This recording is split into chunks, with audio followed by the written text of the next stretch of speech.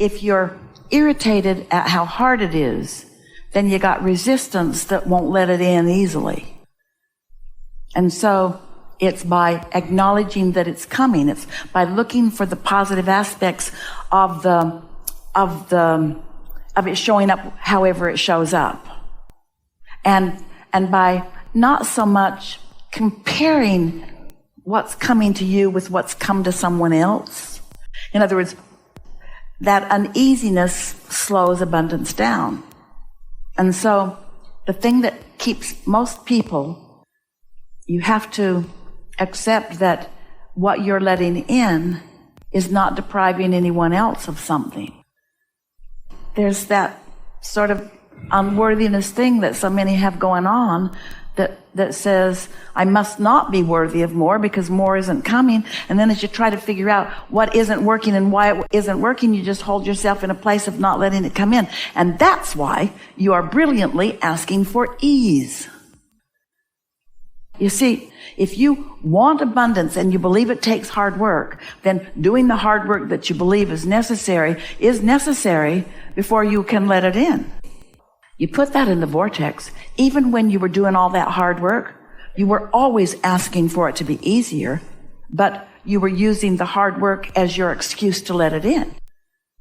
And so if you want abundance with ease, then you got to find a different way of approaching it with your thoughts. Make sense? You want to focus and let it put itself together.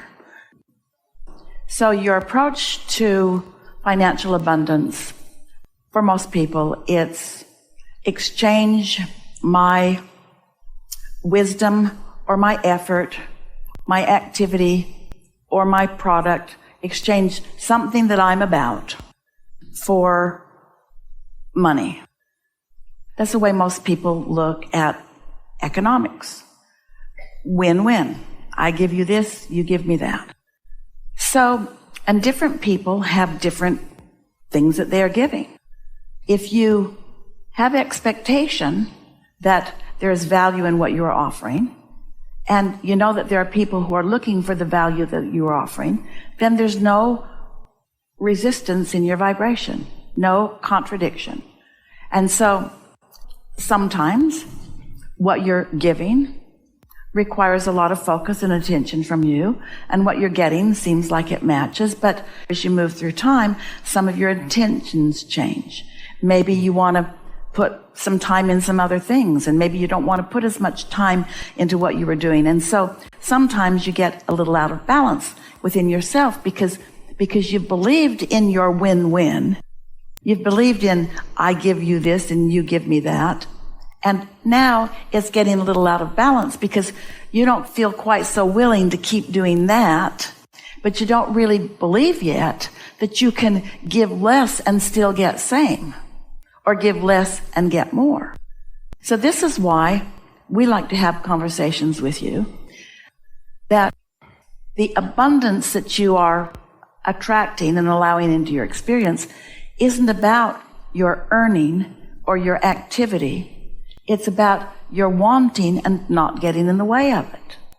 That's why the subject of worthiness is often part of the conversation, but that's such a loaded word. It's hard for anybody to really hear what we're getting at. So let's apply the formula that we've been talking about to this situation. So we're standing in your shoes, I would like abundance to flow, a lot of it, with ease.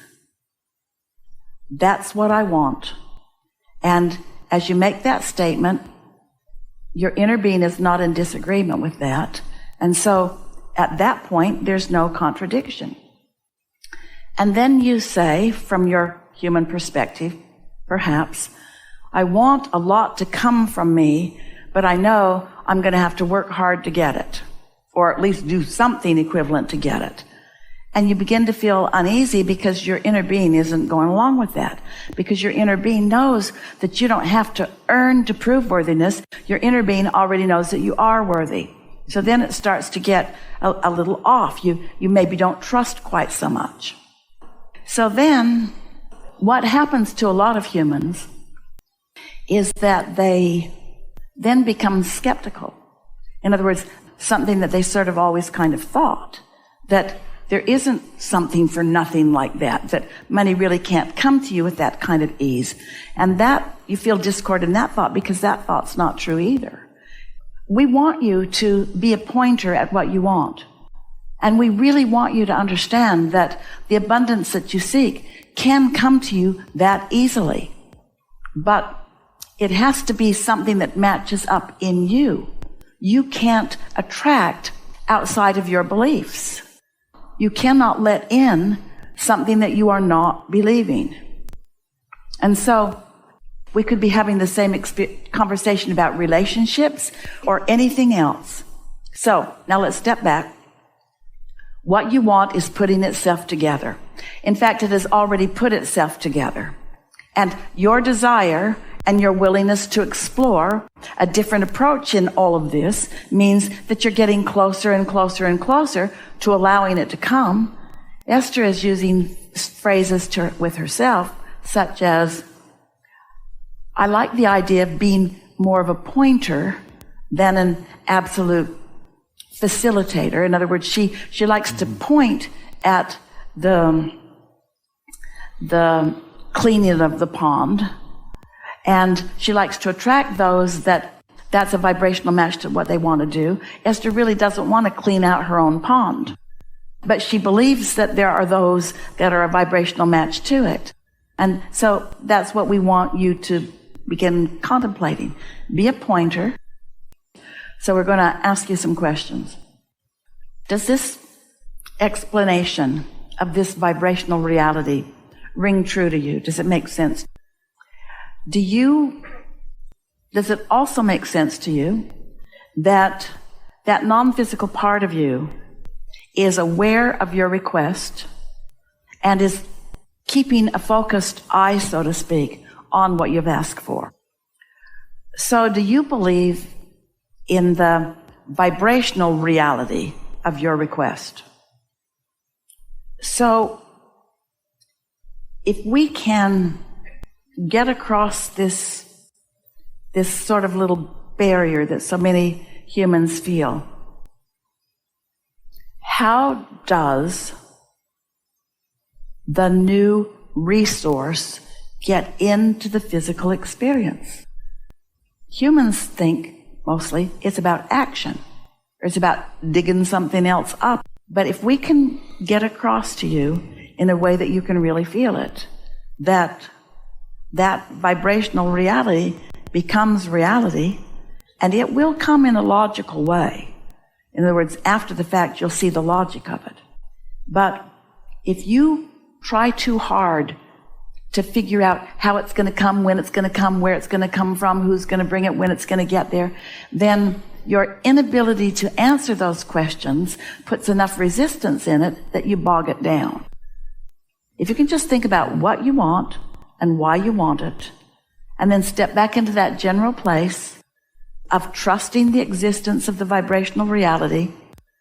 So, do you think that having had the experience that you've had, knowing what you want and having had the experience that you've had, that you'll be more sensitive to when it gets off kilter earlier in the unfolding? So if you really believe that there's a vibrational reality, and you really believe that things are working out for you, and you really believe that your inner being's got their eye on what's going on, and you care about how you feel, so you understand that your desire is being tended to, and then you do the only thing that is important for you to do, you hold yourself in a place of feeling as good as you can feel, as expectant as you feel. It is our promise to you that an avenue will open that meets everything. In other words, you've already, through everything that you've lived, you've said, I don't want that, I do want that, I don't want that, I do want that. And we want you to trust that your inner being knows what you're asking for, and that the vibrational equivalent of it, the seed of it, does exist in the vortex, which means it has to come to you. For it to not come in all of the ways, in all of the ease and flow that you're asking for, is completely illogical given the way the universe works. So what we're really asking you to do is, little by little, no longer focus yourself into that human mind, which is what's in the way of what you want. Humans would call what we were describing just now as illogical. We're not for a moment suggesting that you won't be inspired to some action, but we will promise you that it will be not be action that's distasteful to you and not be action that's overwhelming to you. It'll be action that is in vibrational alignment with all of the things that you've been asking for. You cannot not get what you want, especially when you've been defining it as clearly and for as long as you've been defining it. It has to come. It's vibrationally illogical for it not to. And so what you're going to discover as you keep playing with this, you're going to discover your own stumbling blocks, because every time you feel them, it's going to feel like negative emotion. Jerry used to watch these gatherings, and someone would be in the hot seat and have a very earnest conversation like this one that we're having together. And then he would see, as soon as you leave the stage, a whole lot of people who have a whole lot of reason to get with you, to flock to you, to teach you what they know, or to offer you their version of a multi-level marketing something. And Jerry used to say, I wish that they would just let that person sit for a while in the energy that happened. And that's what we're really asking you to do. You cannot hold a desire clear and pure and not get exactly what you want. But what holds it up, what prevents people from getting what they want, is exploring things that have happened before and then overlaying them over this desire. And all of that is in an attitude of, I didn't get it right, there's something I don't understand, or something that I don't deserve, and none of that is true. And that's why anytime you have any thoughts like that, in other words, some people would think the thought that it's easy to be a sucker. It's easy to want to believe something so much that you let yourself be taken advantage. The universe is not conspiring against you. The universe is conspiring for you. And cooperative components are gathered. You just have to be able to sniff out what the cooperative components to your desire are, you see. Creation is so fun. Your point of attraction is one of evidence of things working out for you. And so as you just keep holding that absolute knowing, everything that you want will dovetail with that. Nothing else is logical. Nothing else is logical. And meanwhile, have fun in the working it out, feeling it out. So much of what we've been talking about is that new piece that you're looking for. Catching yourself, breaking the habit that seems normal by utilizing your guidance that shows you where the bugaboo is. And then once you discover it, you do less and less and less of it. You launch the rocket, and that's where your inner being's been, watching that movie, reveling in all that you're becoming. When you don't move in the direction of it, your inner being doesn't suffer, only you do. Your inner being holds to what you've asked for. That's the thing that we most want you to hear. That's why when you don't go there, you don't feel so good. You come, you evolve, you don't go, it doesn't feel good. So you launch another rocket and evolve a little more and then don't go and you don't feel good. But your inner being doesn't join you in that. Your inner being stays there knowing what you want, knowing that it is there for you, standing there in the full experiential awareness of witnessing the cooperative components being gathered to the vortex in eager anticipation of you no longer defending what isn't working. And when you stop defending what isn't working, it will work.